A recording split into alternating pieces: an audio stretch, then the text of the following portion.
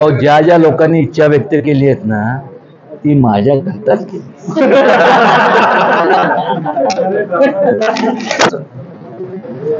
त्यांचं वयाने मोठे, त्यांचा सगळ्यांचा आशीर्वाद. मी आजपर्यंत लोकसभा लढलो.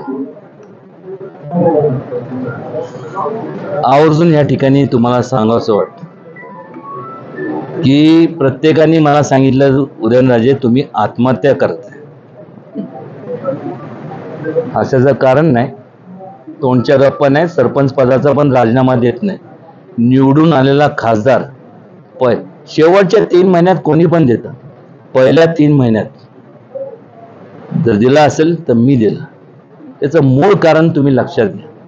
माझी ज्या घराण्याचं नाव सांगतो त्याच्याशी माझी बांधिलकी, त्यांच्या विचाराशी जो विचार आचरणात आणतो त्यांच्याशी मी सहमत आहे.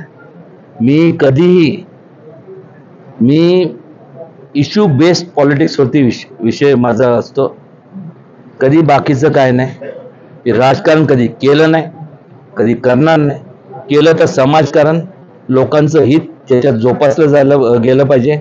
त्या अनुषंगाने माझा नेहमीच प्रयत्न असतो.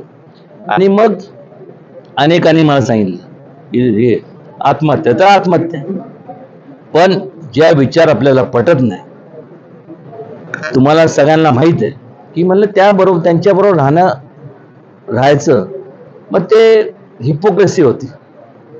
मला जे आवडत नाही, ज्या गोष्टी आवडत नाही, तुम्हाला सगळ्यांना माहित आहे, संपूर्ण सगळ्यांना, मीडियाला, की ज्या ज्या वेळेस एखादी गोष्ट मला ज्या मनाला पटत नाही त्यावेळेस मी उघडपणे सांगितलं की हे बरोबर नाही, हे चुकीचं आहे. मग प्रत्येक वेळेस अजय मिश्रा जी सब मायर मतलब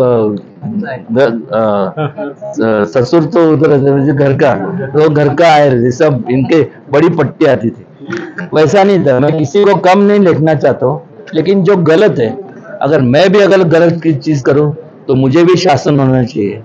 क्योंकि लोक प्रतिनिधी या नात्याने जेव्हा लोक आपल्याला खासदार, आमदार, जे काय पदावरती जब चुनाव में जितवा देते, तो एक फर्ज बनता है, एक आपलं म्हणजे दायित्व असतं की त्या लोकांच्या नजरेत आपण पडू नये. आणि लोकांच्या नजरेत पडणं एखाद्या वेळेस आपण म्हणू ठीक है, पण ज्या वेळेस माणूस स्वतःच्या नजरेत, अगर आदमी खुद की नजर में जब गिर जाता है तो किसी को मुंह दिखाने के लायक नहीं रहता. और वैसा मैंने वो सब संभाल के सब किया.